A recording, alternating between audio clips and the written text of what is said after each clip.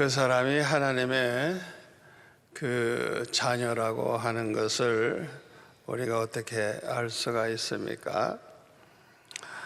하나님은 보이지 않는데 항상 그 입에서 아바, 아버지라고, 하나님을 마치 옆에 계신 것처럼 아버지라고 부르면서 늘 하나님 앞에 기도한다고 하면 그 사람은 택함 받은 자요 하나님의 자녀라고 우리가 알 수 있습니다. 왜냐하면 그 삶 가운데 항상 하나님 앞에 그렇게 아버지, 아버지 항상 하나님을 부르며 사는 그 삶 자체가 구원받은 하나님의 자녀라는 걸 보여주죠. 하나님의 구원받은 자녀들, 택함받은 자들의 특징을 제가 계속해서 말씀드리죠. 오늘은 하나님의 택함받은 자의 그 특징이 뭐냐? 모든 문제를 기도로 해결을 한다고 하는 것입니다. 택함받은 백성들은 문제가 생기면 기도해야 되겠다. 의뢰의 기도로 해결하려고 그래요. 기도로. 왜? 하나님이 어떤 분인 줄 알기 때문에. 우리 하나님의 전지전능하신 분일 뿐 아니라 절대 주권을 가지고 계시기 때문에 나의 생사화복이 하나님의 손에 있고 모든 문제를 해결해 줄 분도 하나님이 해결 안 해주시면 무슨 방법을 써도 안 되는 거예요. 그러니까 하나님의 택한 백성들은 하나님을 알기 때문에 문제가 생기면 항상 하나님 앞에 기도로 해결을 하려고 하는 것입니다. 구약 창세기를 보면은 하나님의 아들 이삭은 40세에 리브가와 결혼을 했고 20년 만에 60세에 야곱과 에서를 쌍둥이로 그저 한날에 낳았습니다. 그런데 야곱은 택함받은 자였지만 에서는 택함받은 자가 아니었어요. 똑같이 아브라함과 이삭의 자손인데 똑같은 부모에게서 태어났는데 그것도 엄마 뱃속에서 쌍둥이로 태어났는데 그럼에도 불구하고 야곱은 택함받은 자지만은 에서는 택함받은 자가 아니었습니다. 택함받은 자가 되는 것은 혈육을 따라서 되는 거 아니에요. 목사님 아들이라고 택함받은 자 아니에요. 장로님의 아들이라고 무조건 택함받은 자 아니에요. 이 택함받은 자가 되는 것은 혈육을 따라서 되는 것이 아닙니다. 이것은 오직 절대주권을 가지신 하나님의 손에 달려있는 거예요. 그러니까 이 택함받는 자가 된다고 하는 것은 전적으로 하나님의 은혜로 되는 것입니다. 그런데 성경에 보니까요, 이 택함받은 야곱과 택함받지 못한 자가 완전히 달라요. 어쩌면 그렇게 다를 수가 있어요. 그러니까 택함받은 자와 택함받지 못한 자가 이렇게 다를 수가 있구나 하는 것을 우리가 성경에서 이제 찾아볼 수가 있습니다.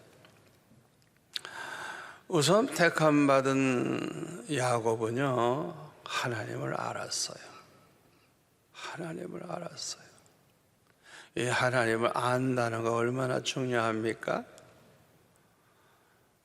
사도 바울이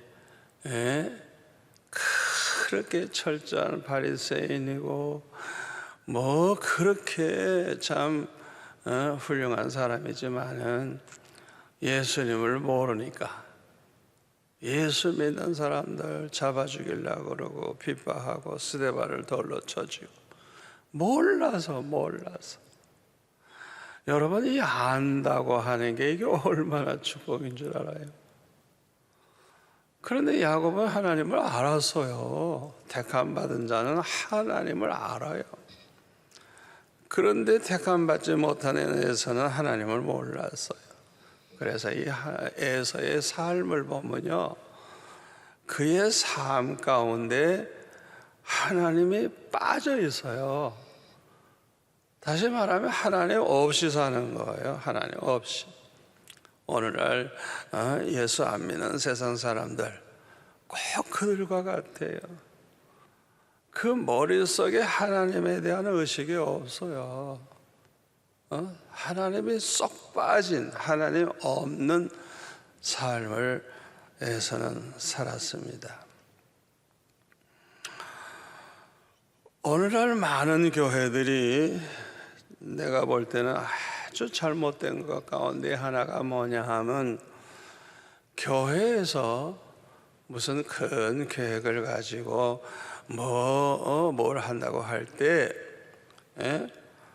이 하나님 앞에 기도해 보지도 않고 당회원들이 모여가지고 의논해가지고 이렇게 했으면 좋겠다고 결정을 하는 거예요. 요거는 세상 사람과 똑같은 거예요. 세상 사람도 그렇게 하잖아요. 모여서 의논해가지고 이렇게 합시다. 만약에 교회에서 당회가 그런 짓을 한다고 하면 그런 교회의 당회는 하나님 없이 사는 당회, 하나님 없이. 여러분 생각해 보세요. 하나님이 보실 때 기가 막히잖아요. 하나님의 백성이 하나님의 일을 한다고 하면서 하나님을 빼놓고 그렇게 모든 일을 의논하고 제멋대로 결정을 한다고 하면, 여러분 이렇게 할 때마다 많은 교회들이 어려움을 당하는 걸 볼 수가 있습니다. 여러분은 결혼할 때 어떻게 했어요? 그저 내가 보고 좋아서 마음에 들어서 반해서 그래서 결혼했습니까? 세상 사람들하고 똑같아요. 애서 다 애서. 어떻게 결혼을 그렇게 할 수가 있어요? 평생 함께 살 사람을 결정하는데 어떻게 기도 안 하고 할 수 있어요? 하나님 앞에 우리가 정말 기도 안 할 수가 없죠. 왜? 아니 그 사람이 어떤 사람인 줄 알아요? 우리 교회 옛날에도 보니까 전도사님이 참 예쁘고 좋은 대학을 나오고 신학을 나오고 얼마나 훌륭한지 몰라요. 그런데 처음에 이제 우리 교회 이제 오게 됐을 때 이제 상담을 할 때 보니까 결혼해가지고 애를 하나 둘 낳았는데 알고 보니까 여자가 이미 있다는 거예요. 여자가, 남편이. 그러니 얼마나 기가 차요. 그래가지고 결국 이혼했다는 거예요. 그러니까 얼마나 참 마음이 아프겠어요. 우리가 모르는 거예요. 그런데 우리가 어떻게 하나님 앞에 기도하지 않고 어떻게 세상 사람들처럼 그냥 결혼할 수가 있겠습니까? 택함받지 못한 에서는 성경에 보니까 하나님 앞에 기도해 본 적이 없어요. 하나님을 찾질 않았어요. 왜요? 하나님을 모르니까. 하나님을 모르니까. 하나님이 계시다는 것도 모르고 하나님이 어떤 분이라는 걸 모르니까 아예 그냥 하나님 없이 살았어요. 그러나 택함받은 자인 야곱은 달랐습니다. 항상 기도했어요. 하나님을 찾았고요. 하나님의 음성을 들었고요. 따라서 하나님의 사랑과 축복을 많이 받았습니다. 창세기 28장 13절에 보니까 에서를 피해서 이제 도망을 가다가 하룻밤을 이제 돌베개를 베고 잠을 자는데 꿈속에서 하나님께서 말씀을 하십니다. 나는 여호와니 너의 조부 아브라함의 하나님이요 이삭의 하나님이라.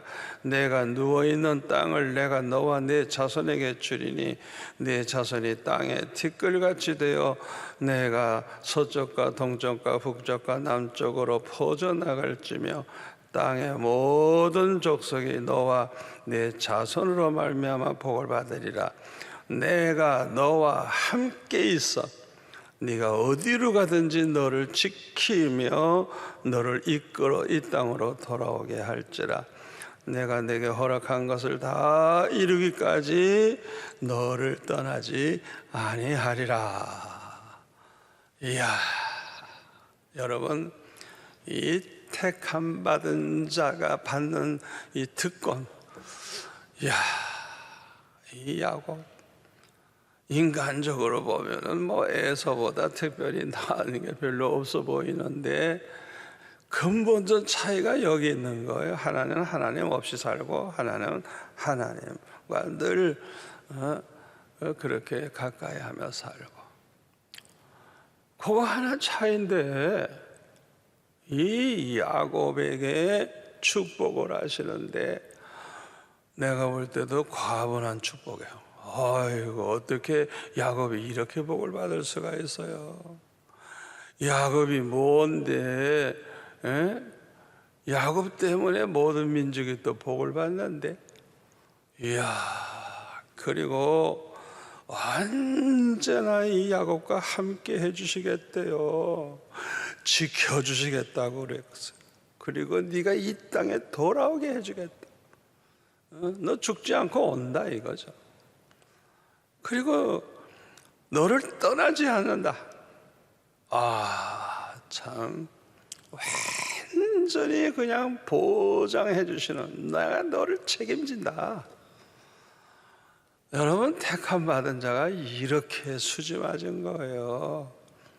택함 받은 자가 받는 복이에요. 이게 미래의 계획까지 그냥 다 말씀해 주시는 거예요. 앞으로 너는 이렇게 된다. 얼마나 감사한 일입니까?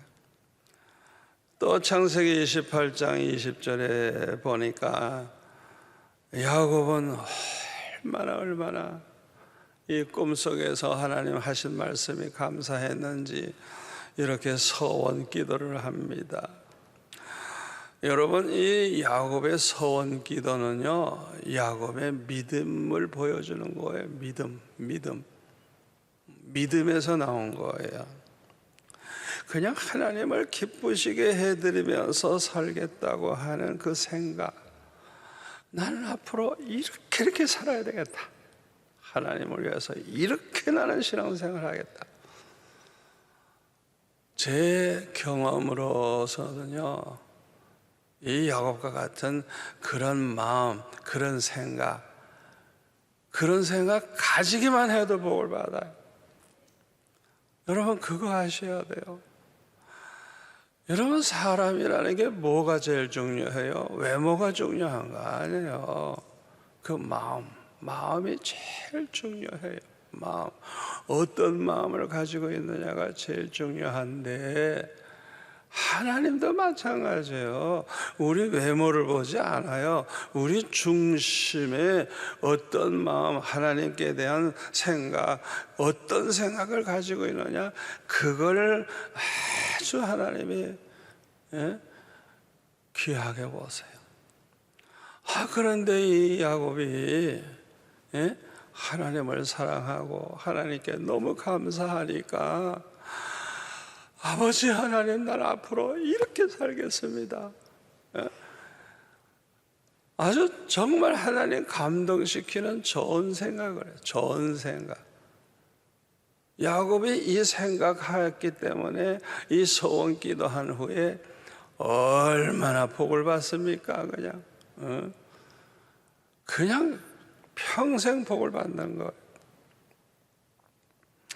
야곱이 하나님 앞에 서원하여 이르되, 하나님이 나와 함께 계셔서 내가 가는 이 길에서 나를 지키시고 먹을 것과 입을 옷을 주시어 내가 평안히 아버지 집으로 돌아가게 하시오며, 첫째로 여호와께서 나의 하나님이 되실 것이요, 둘째로 내가 기둥으로 세운 이 돌이 하나님의 집이 될 것이요, 셋째로 하나님께서 내게 주신 모든 것에서 10분의 1을 내가 반드시 하나님께 드리겠나이다. 여호와가 나의 하나님이 될 것이요, 난 절대로 사신 우상이나 다른 신 안 믿겠다. 오직 하나님만 나는 믿겠다. 얼마나 주님 기뻐하시는 거예요. 10계명의 첫째 계명, 둘째 계명, 얼마나 중요한 거예요. 그 다음에 우리가 평생 사는 동안에 신앙생활을 하면서 사는데, 여러분, 우리가 오늘날에 이 성전에 나와 늘 이렇게 예배하며 하나님 섬기는 게, 이게 평생 죽을 때까지 이게 얼마나 중요합니까? 그런데 이 야곱은 이 기둥으로 세운 이것이 하나님의 집이 될 것이라. 물론 그 동안에는 그냥 거기서 늘 제사 지냈지만은 그 야곱의 자손 다윗이 성전을 지어 드리게 되죠. 그리고 세 번째로는 10분의 1은 내가 반드시 드리겠다는 거예요. 여러분, 이 말라기서에도 이 11조 때 먹으면 도둑놈들이라고 그냥 하나님이 막 책망하셨는데요, 신약 시대에는 11조 사실은 그런 거 매이면 안 돼요. 로마서 12장 말씀대로요, 우리의 몸 자체를 하나님 앞에 거룩한 산제소로 드리는, 우리의 생명까지도 드리는, 이게 구약과 신약의 차이예요. 왜? 예수님이 우리를 위해서 십자가에 못 박혀 돌아가셔서 내 모든 죄를 사함받고 내 저주를 속량받고, 우리가 아브라함의 복을 받은 자들인데, 아니 그런데 그래 11조만 가지고 하나님을 위해서 살겠다는 거예요? 그거는 구약 시대예요. 이제는요, 모든 걸 주님을 위해서 드릴 생각해야 돼. 모든 것, 내 생명까지. 여러분 가운데 아직도 뭐 그저 11조나 겨우 하려고 한다면은 그 사람은 그건 구약 시대 사람이에요. 이걸 또 이단들은 거꾸로 얘기를 해. 11조는 구약 시대라 지금은 안 해도 된다고. 거꾸로 얘기를 해, 거꾸로. 지금은 그게 아니에요. 주님을 위해서라고 하면 다 드릴 수 있어야 돼. 다. 그렇게 살아야 되는 거예요. 하나님께서 이 야곱의 기도를 응답해 주셨어요. 그래서 하나님이 함께 해 주셨고 또 많은 복을 주셨는데, 창세기 31장 1절에 보면은 그냥 거부가 됩니다. 거부. 재벌이 돼요. 재벌. 얼마나 하나님이 그냥 번창게 하시는지, 야곱이 양을 치는데 그냥 얼마나 잘 되는지 그냥. 여러분, 이 야곱이 부자 되게 해달라고 기도 안 했어요. 그저 자기에게 먹을 거 입을 거 주셔서 편안히 돌아오게 해달라고 기도했지, 물질에 복 달라고 기도 안 했어요. 그런데 하나님을 기쁘시게 하는 그런 마음을 딱 가지고 사니까 그냥 부어주시는 거예요. 하나님이 그냥 평생 물질에 걱정할 기회도 안 줘. 물질 때문에 걱정할 기회도 안 생겨. 기회도 언제나 쓰고도 남고 풍성하게 그냥 하나님이 주시는데, 그리고 외삼촌 라반이 해하지 못하도록 전날 꿈에 나타나 야곱에게 아무 말도 하지 말라고 책망하셔가지고 야곱을 보호해 주시고, 그리고 야곱 때문에 외삼촌 라반까지 복을 받아가지고 처음에 왔을 때는 아주 가난하게 살았는데, 야곱이 온 이후에 외삼촌은 점점 복을 받아가지고 그도 많은 재산을 갖게 된 걸 볼 수가 있습니다. 이 야곱이 20년 만에 이제 고향으로 돌아오게 되는데 큰 고민이 있었죠. 왜요? 20년 전에 여기를 떠날 때 자기를 죽이려고 했던 형 에사가 지금 기다리고 있는 거예요. 이야, 이 형을 만나야 되는데 소문을 들으니까 지금 500명을 데리고 오고 있다고 그래. 우와, 이 잘못하면 우리가 다 죽겠구나. 얼마나 두려웠겠어요. 그래서 창세기 32장 24절에 보니까 그냥 온 식구들 모든 건 다 약복강 건너보내고 자기는 건너가지 않고 홀로 남아서 밤새도록 기도하는 거예요. 밤새도록. 그런데 웬 사람 천사라고도 돼 있지만 넌 나타나서 그냥 씨름을 하는 거야. 붙잡고 기도하는 거예요. 그냥. 근데 이 야곱이 그냥 얼마나 간절히 기도하는지 야곱을 이길 수가 없어. 그러니까 야곱의 허벅지 관절을 그냥 아마 발길로 쳤는지 주먹으로 쳤는지 모르지만 이 야곱의 허벅지 관절이 그냥 부러져 가지고 질뚝질뚝하게 됐죠. 새벽이 되려고 할 때 나로 가게 하라. 그러니까 야곱이 이르되 당신이 내게 축복하지 아니하면 가게 하지 아니하겠나이다. 아예 죽을 생각한 거예요. 절대 축복해 주고 가야지 그냥 가면 안 된다. 그때 27절에 보니까 그 사람이 그에게 이르되 네 이름이 무엇이냐? 그가 이르되 야곱이니이다. 그가 이르되 네 이름을 다시는 야곱이라고 부를 것이 아니요 이스라엘이라 부를 것이니 이는 내가 하나님과 및 사람들과 겨루어 이겼음이라. 야곱이 청하여 이르되 당신의 이름 알려주소서. 그 사람이 이르되 어찌하여 내 이름을 묻느냐 하고 거기서 야곱에게 축복한지라. 야, 그러니까 이 야곱이 약복강가에서 그 기도할 때 얼마나 간절히 기도했는가 우리가 상상할 수가 있어요. 저도 그렇게 기도한 적이 있어요. 그런데 하여튼 있는 힘을 다 해가지고 그냥 간절히 기도할 때 언제나 그냥 불이 맺어요. 불이 맺어요. 여러분 그런 기도 해봤어요? 한 번이라도 해봤냐고. 그냥 아주 전심으로 그냥 아주 전심으로 그렇게 간절히 여러분 한번 기도해 보세요. 내 경우에 보면은 그때마다 반드시 불이 임했어요. 불이 임했어. 그냥 불이 임하는데 그냥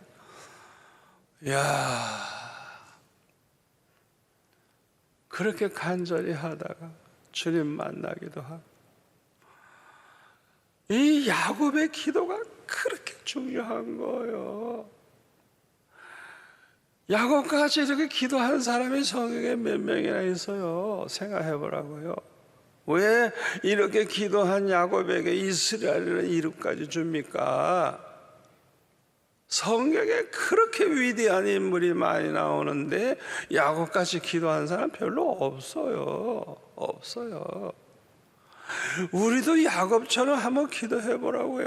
하룻밤이라도 그냥 어떤 일이 벌어지는가, 반드시 놀라운 일이 일어납니다. 저는 다행스럽게 너무 고생하면서 자라는 바람에 그냥 중학교, 고등학교, 대학교 그냥 어렸을 때 그냥 아주 진심으로 부르짖는 그냥 아주 그냥 그런 기도 많이 했어.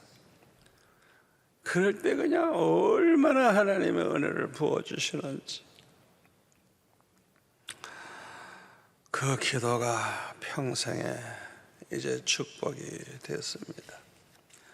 여러분이 이스라엘이라는 이름은 하나님이 주신 이름, 가장 영광스럽고 좋은 이름입니다. 하나님이 주신 이름 가운데 최고가 이스라엘이라는 이름입니다.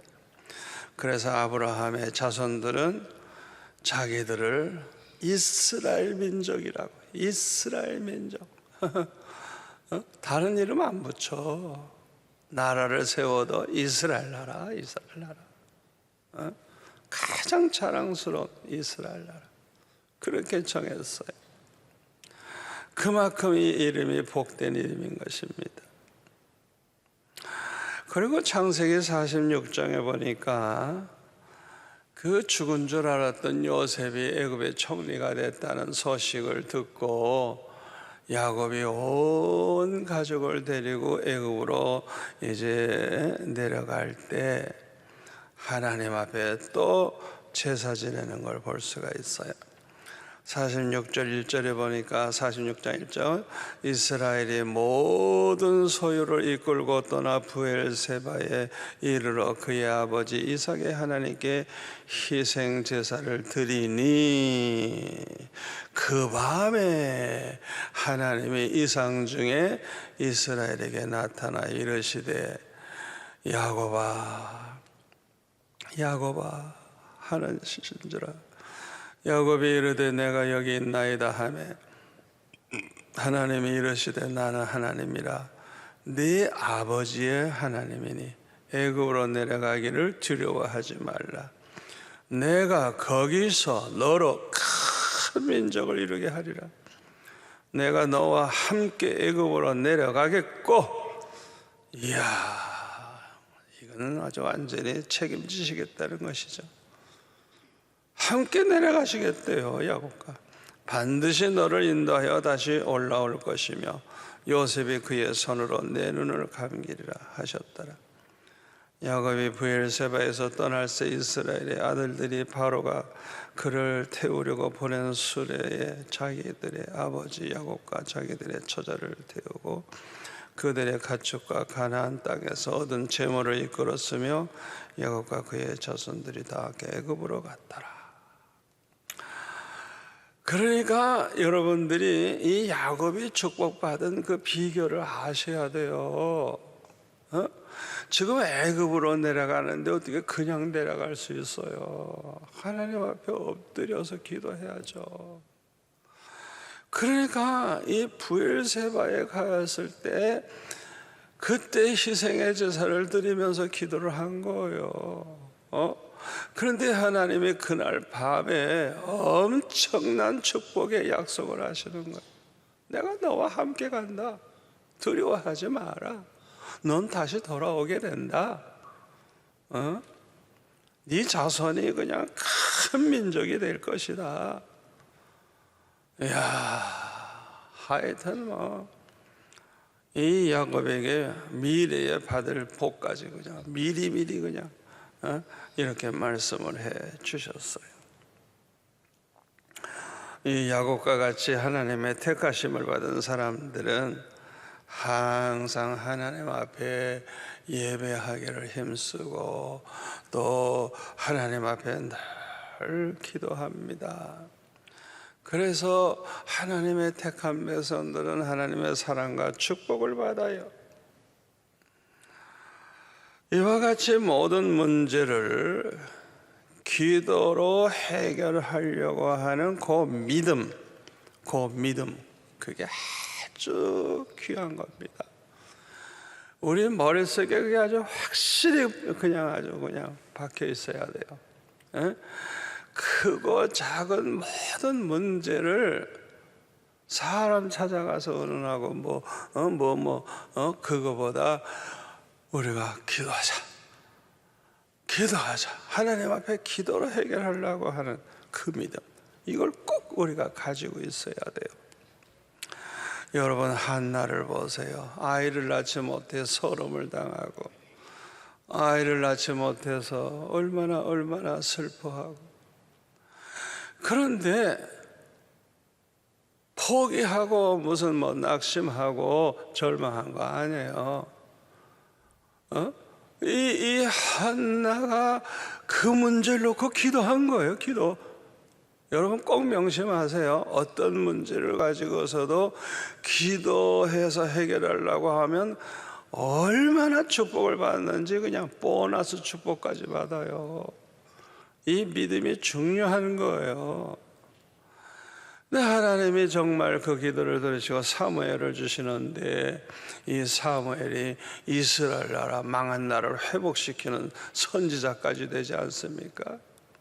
이렇게 귀한 아들을 주셨어요. 그뿐입니까? 하나님이 아들을 주시면 주 앞에 드리겠다고 소원했는데 그 약속을 그대로 지킨 거예요. 그러니까 3남 2년을 더 주셨잖아요.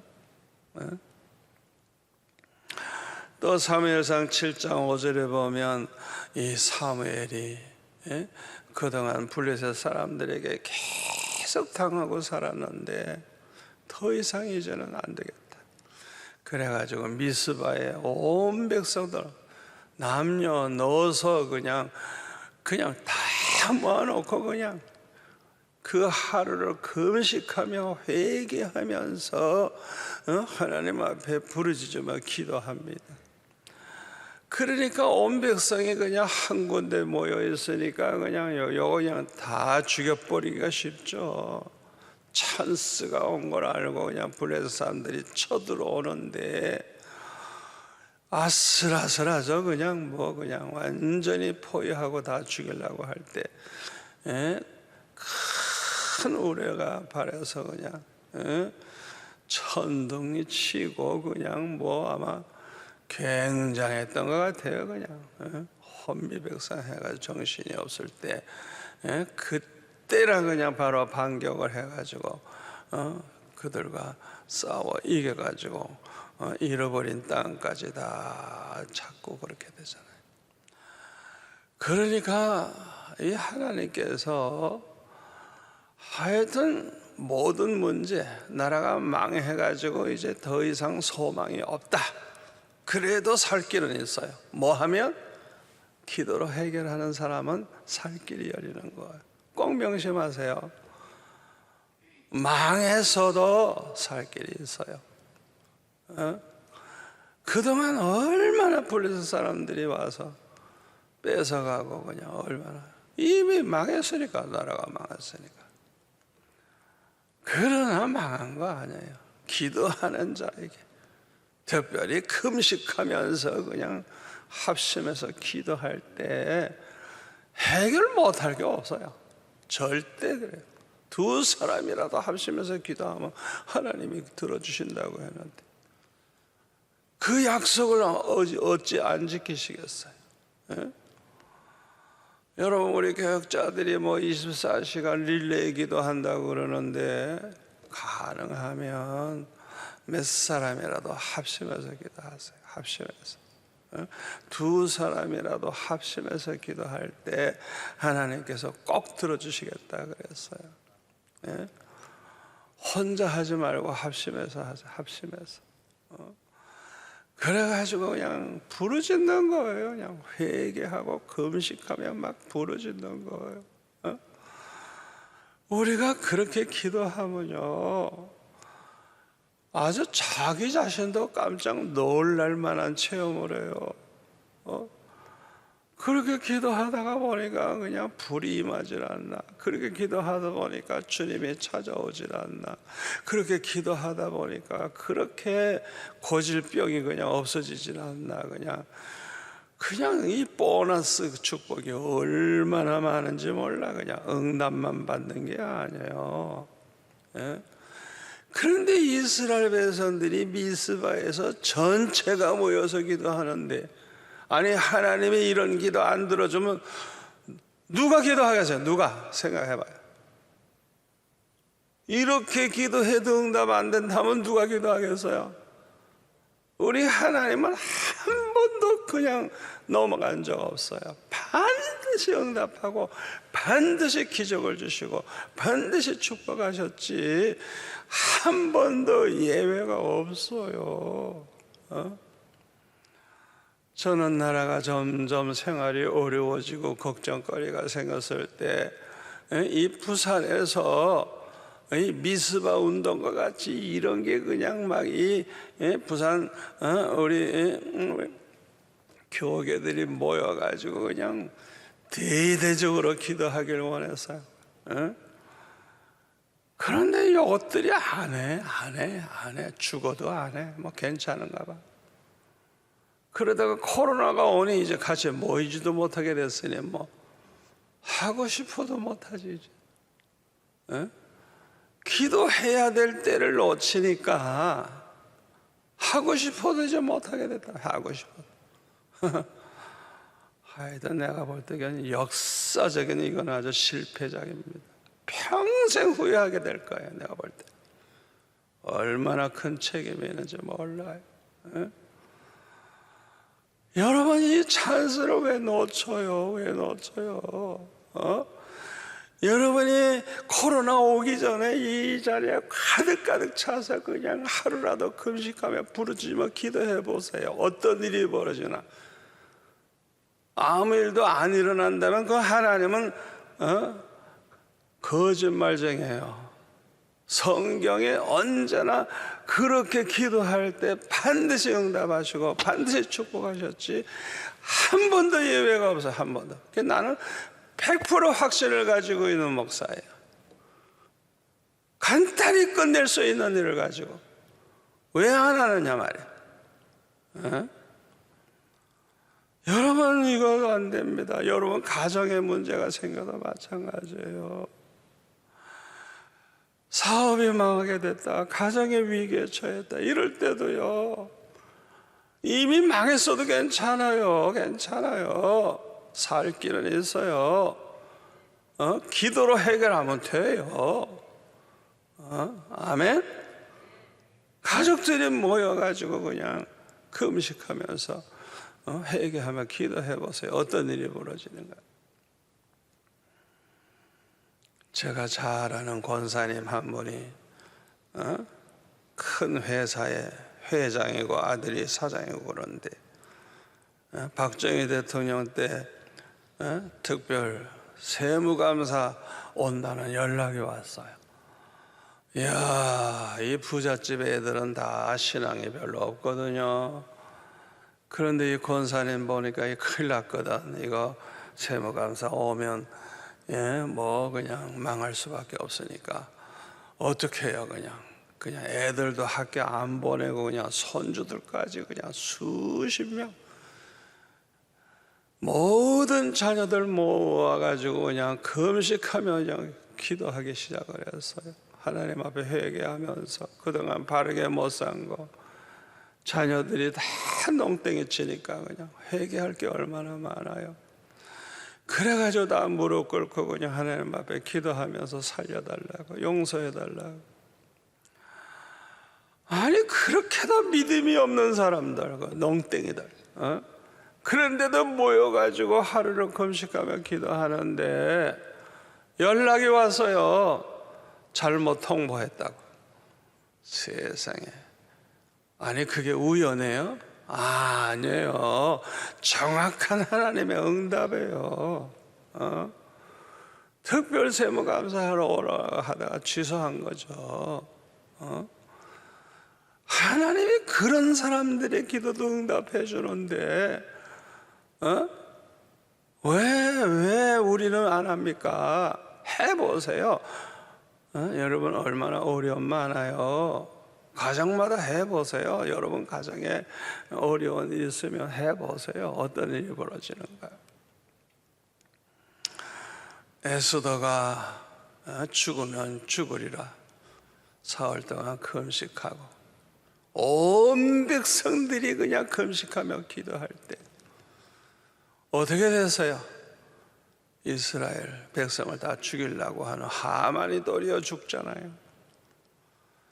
그래가지고 오히려 그냥 유대인의 적들을 다 죽이게 해서 불임절 그냥 명절이 하나 생겼네. 위기가 왔을 때, 완전히 죽게 생겼을 때 우리 하나님의 택함 받은 백성들에게 무기가 있어. 무기 뭐예요? 기도로 해결하면 되는 거야. 기도로 해결하면 돼. 금식하며 해결하고 기도하면 되는 거야. 망해서도 괜찮아. 죽게 돼도 괜찮아. 기도할 때 이런 역사가 일어나는 거예요.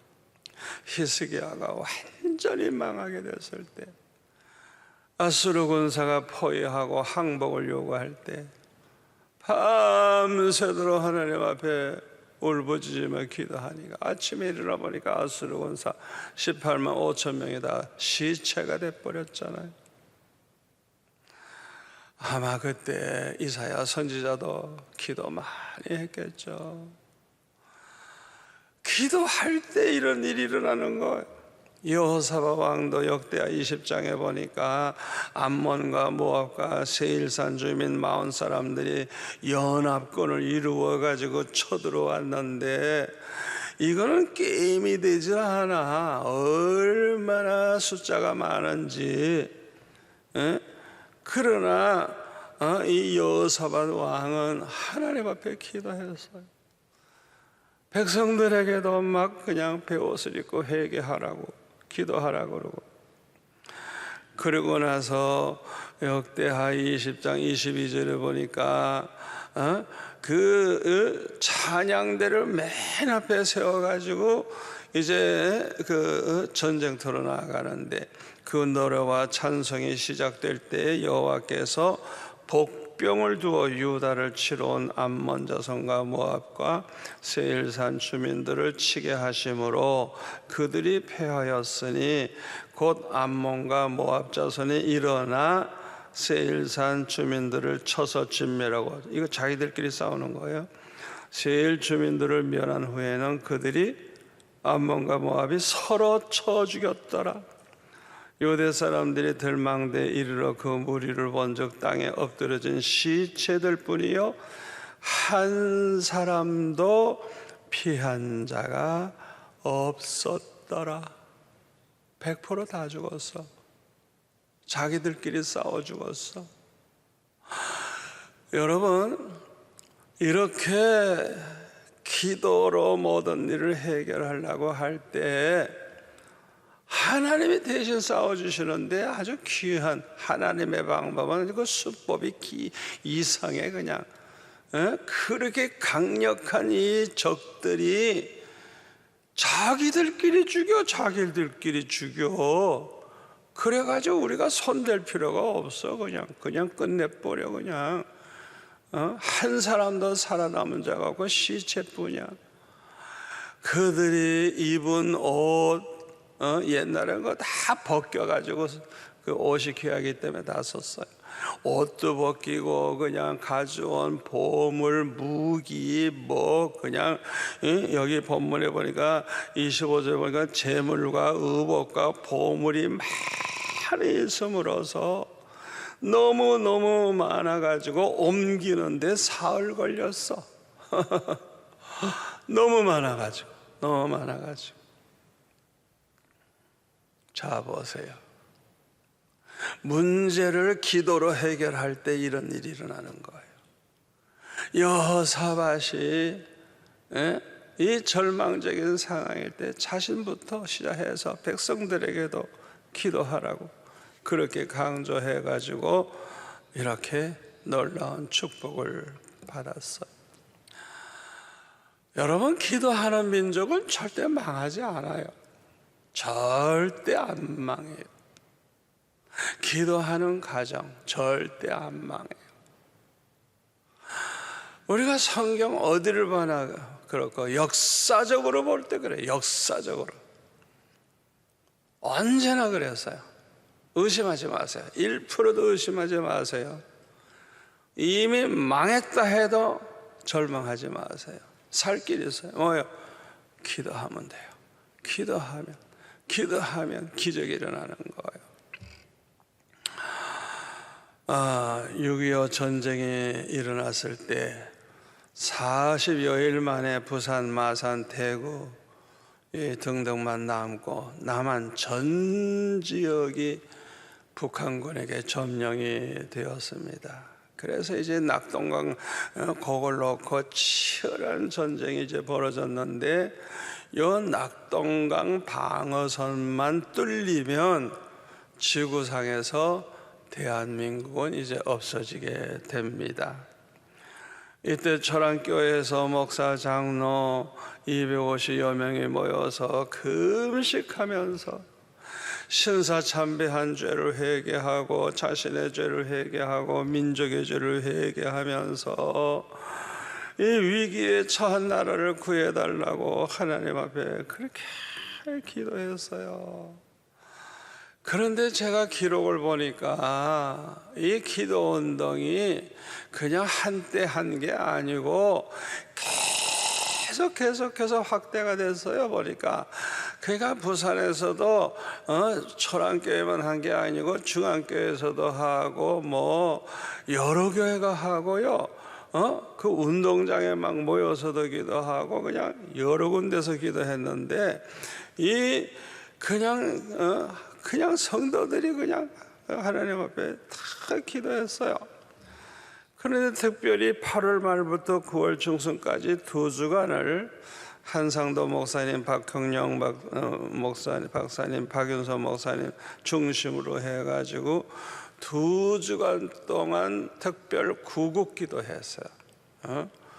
이때 굉장한 역사가 일어났다고 합니다. 회개 운동이 일어나고 은혜를 받고 그랬는데 하여튼 이렇게 기도로 밀어붙이니까 우리 목사 장로들이 그냥 기도로 성도들이 기도하니까 이렇게 기도하니까 어떤 일이 생겼어요? 유엔군 16개국이 참여해서 싸워주질 않나.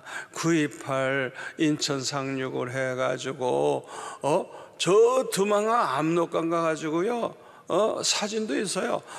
그 군인들이 압록강 물을 자기 물병에 기념으로 그걸 담아가지고 말이죠. 이제 완전히 통일된 거예요. 이제는 끝난 거예요. 그런데 갑자기 공산군이 밀려와가지고 그냥 아무리 기관총으로 쏴 죽여도 또 오고 제가 중국에 가서 친척을 만났더니 그래요. 자기 부대, 자기 연대 전체가 죽고 자기 하나 살았대. 산 사람은 자기 하나밖에 없대. 여러분 그렇게 많이 죽었어요. 인해전술이에요. 그냥 이 숫자가 많으니까 그냥 무조건 밀고 내려가게 한 거예요. 그러다 보니까 할 수 없이 후퇴하기 시작을 했죠.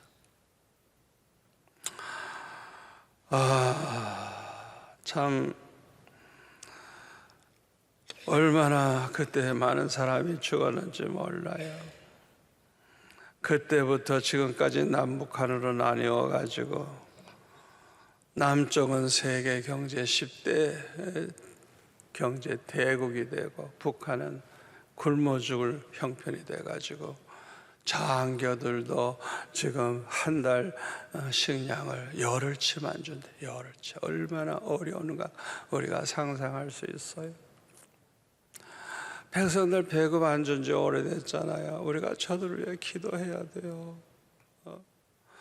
저는 그 러시아 사람들 교회 갔을 때 보니까요, 이야, 이분들이 그냥 목사 장로 수많은 사람이 모여가지고요, 이 바닥에 무릎을 꿇고 북한을 위해서 기도하자고. 제가 그걸 볼 때 그냥 부끄러워서요. 우리는 그렇게 기도 안 하는데,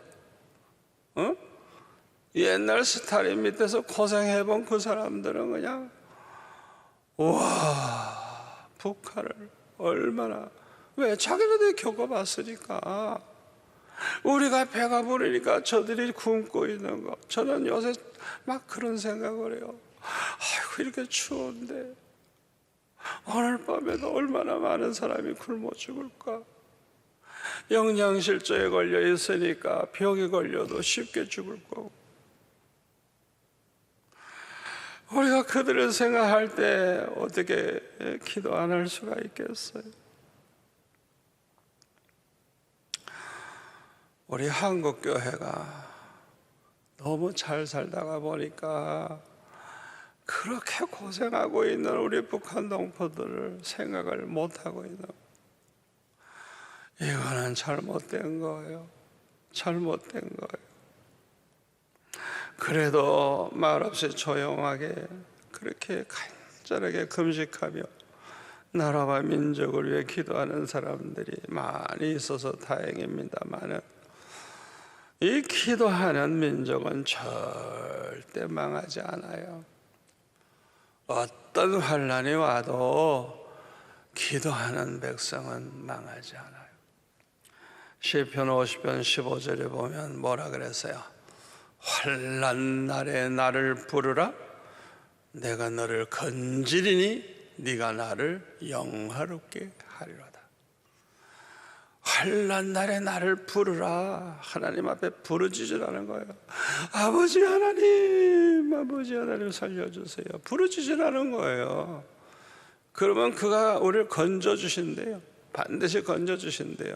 그리고 하나님을 영화롭게 하게 된다는 거예요. 우리가 이렇게 기도하다 보면 은혜 받았죠. 기도하다 보면 믿음이 좋아지죠. 기도하다 보면 그냥 체험을 하게 되죠. 간증거리가 생기죠. 이러니까 이야, 살았다. 이제는 살았다.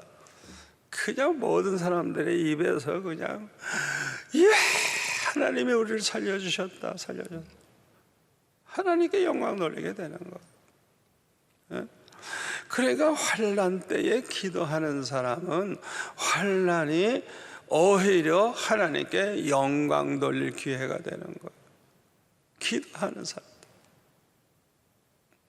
기도하는 사람들에게는 간증거리가 참 많습니다. 여러분들이 간증거리가 없다고 하면 이건 참 문제예요. 우리가 설교할 때요, 설교 내용을 잘 전해주는 거 좋아요. 그러나 자기는 도대체 뭐야? 그 말씀과 자기는 무슨 상관이 있어? 그냥 전하기만 해. 어쩌자는 거야 도대체? 그게 어쩌자는 거야? 자기와는 상관없나? 그 말씀이. 그 말씀 가지고 얼마나 고민해봤고, 그 말씀 가지고 얼마나 실천해봤고, 그 말씀대로 얼마나 해봤냐 이거야. 얼마나 고민해봤냐 이거야. 또 어떻게 해결했냐 이거야. 그 결과가 어떻게 나왔느냐. 자기께 있어야 돼요. 그 말씀을, 이거는 진리고 반드시 이 말씀대로 된다. 그걸 보여줘야 되는 거예요. 왜 설교를 갖다가 왜 자꾸 그냥 뭐 자기는 뭐 아무것도 아니고 그냥 전하려고만 그냥 그러니까 생명이 없어요.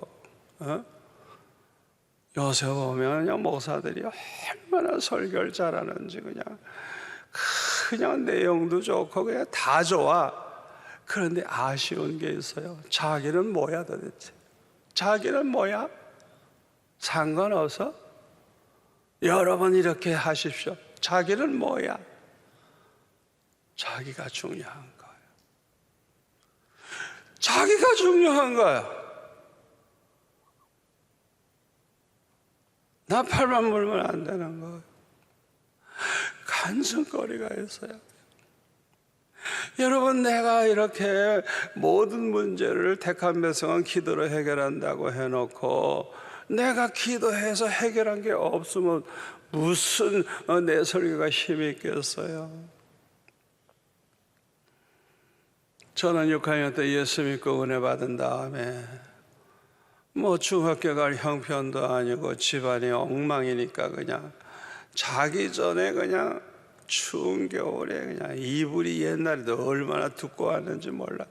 그걸 뒤집어 쓰고 그냥 무릎을 꿇고 1시간씩 기도하는데 그냥 아주 그냥 전심으로 기도하네, 전심으로. 왜? 길이 없으니까, 살 길이 없으니까. 그렇게 기도해 보세요. 그냥 온 몸에 땀과 눈물과 그냥 완전히 그냥 온 몸에 그냥 눈물과 땀 범벅이 돼가지고 잠을 자는데 날마다 그렇게 기도했어. 그런 기도가 응답이 안 된다면 누가 기도하겠어요? 여러분 생각해 보세요. 이 어린아이가 말이죠, 앞길이 막막하니까 그냥 전심으로 기도한 거야, 전심. 하나님께서 그 기도를 들으셔가지고 아예 그냥 장학생으로 입학하게 하시고 그냥 졸업할 때까지 걱정 없게 해주시고, 아니 그렇게까지 그냥 하나님이 하시더라고. 얼마나 감사한지. 여러분이 택함 받은 자라면, 하나님의 백성이라면 죽고 싶을 때 자살을 생각하지 말고 기도하다가 죽을 생각하세요. 그러면 그 사람은 택한 백성이에요. 기도할 생각은 안 하고 자살해 버렸다? 그건 택함 받은 백성 아니에요. 저는 죽고 싶을 때 기도하다가 금식 기도하다 죽을 생각가지고 기도했어요. 그러니까 수지 맞았죠. 주님이 찾아오셔서 너는 죽었다. 나를 위해 사라질 수 없겠니? 나를 위해 사라질 수 없겠니? 나를 위해 사라질 수 없겠니? 아주 가까이 오셨는데 형상은 안 보여요. 여러분 죽고 싶은 사람 많을 거예요, 요새. 여러분 자살하면 안 돼요. 금식기도 하다 죽으세요. 나는 너무너무 죽고 싶어가지고요, 상가산 꼭대기에 올라가도요, 그 한쪽에 절벽이거든요. 절벽 끝에 그 아슬아슬한 데로 올라가요. 왜? 그래야 떨어져 죽을 수 있으니까. 자살은 할 수 없고. 그 추운 겨울에 그냥 눈이 쌓였는데 그 바위 덩어리가 또 그냥 둥그런데 그냥 잡을 것도 없어 그냥. 그런데 낭떠러지 옆에서 올라가는 거야. 이 다른 데로 가는 게 아니라. 왜? 죽고 싶으니까. 그렇게 살고 싶지 않았어. 그런데 하나님의 은혜로 올라가다 미끄러 떨어지면 그대로 떨어져. 조금만 옆으로 떨어져주면 그냥 죽을 텐데. 이야, 하나님의 몇 번이나 그렇게 살리시더라고요. 기어코 올라가 기도하고, 나는 응답받기 전에는 안 내려간다 하고 기도했는데 얼마나 추운지 그냥. 나는 몇 시간 기도한 줄 알았더니 시계 보니까 20분밖에 안 됐어.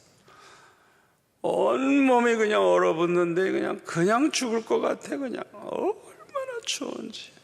그래서 할 수 없이 내려왔죠. 그러나 하나님께서 대학교 가기 전에 이미 장학금이 그냥 엄청나게 오게 하셔가지고, 나는 기도에 실패한 것 같은데 하나님은 이미 준비를 해 놓으신 거예요. 절대 기도는 헛수고가 아니에요. 여러분, 기도해야 하는 게 헛수고가 아니에요. 목숨 걸고 기도할 때 하나님이 반드시 문제를 해결할 뿐만 아니라 입학금만 줘도 되는데 엄청난 장학금이 기다리고 있더라고요. 학교까지 되지도 않았는데. 간증거리가 얼마나 많은지. 너무너무 간증할 게 참 많아요. 여러분, 이 성전 지을 때요, IMF입니다. IMF 여러분 아시죠? IMF 당했을 때 다 망하는 거예요. 다 망하는 거예요. 직장도 다 망하는 거예요. 다 절망이에요. 절망. 자, 그래서 성도들이 지금 다 어려움 당하고 교회마다 헌금이 반으로 줄고 막 성전 짓다가 부도 나고 하는데, 아니 이렇게 어려울 때 우리가 이 어려움을 뭘로 해결해요? 기도밖에 없죠. 그래서 우리는요, 한 2년 동안을 그냥 대대적인 기도 운동을 했어요. 대대적인 기도 운동.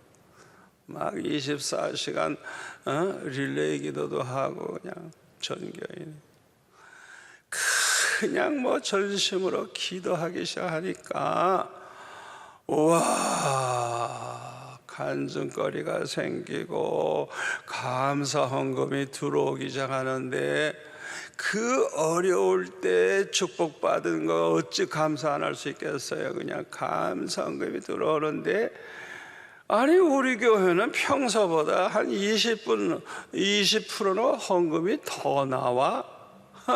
IMF 때. 이야, 기도하니까 하나님이 그냥 축복하시는데, 그래가지고 땅도 그냥 3분의 1 값으로 사게 되고, 성전 건축도 싸게 하면서도 최고로 그냥 잘 짓게 하시고, 그 어려움 속에서도 계속 하던 그 건축하는 근처에다 임시로 이렇게 한 2층으로 건물 해놨는데, 내가 한밤중에 와보면 그냥 밤새도록 부르짖는 성도들, 와, 어떻게 그렇게 기도를 계속 하는지. 그렇게 기도하는 성도가 끊어지지 않았어요. 기도하면서 건축도 하니까 조그만 사고도 없고, IMF인데도 그 20년 전에 30억씩 매주일 돈이 남았어. 30억이 작은 돈이에요. 완공하고도 40억 남고 2년 동안 계속 헌금이 들어왔어요. 왜? 뒤늦게라도 하나님이 축복하셔서 헌금한다. 그러다 보니까 또 성전 또 지을 돈이 나오네. 세상에. IMF 때 그랬다고요. 기도로 시작하니까 이런 일이 일어나는 거예요. 기도로 시작하니까. 여러분, 모든 일이 그렇습니다.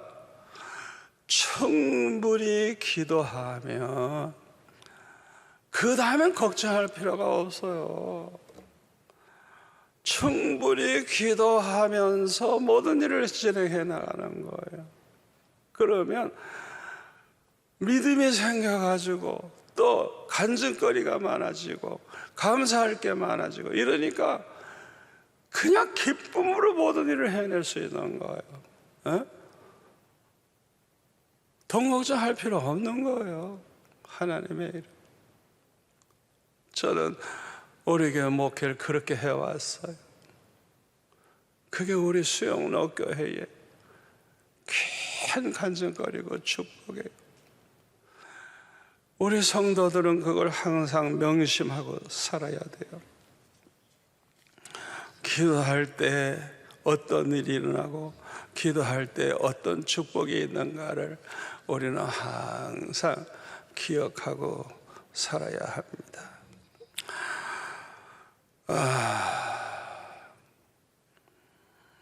특별히 우리가 기도할 때 응답 받을 때까지 쉬지 않아야 됩니다. 요거 꼭 명심하세요.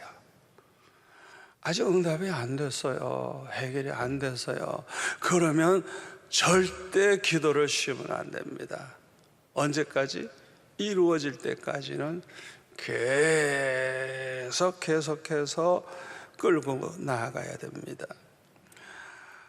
이사야 62장에 보면 이스라엘 나라를 하나님이 어떻게 회복을 시킨가를 이제 말씀하시는데, 하여튼 그 62장 2절에 보니까 이방 나라들이 내 공의를 무등왕이 다 내 영광을 볼 것이요 너는 여호와의 입으로 정하실 새 이름으로 일컬음이 될 것이고 너는 또 여호와의 손의 아름다운 관 내 하나님의 손의 왕관이 될 것이라.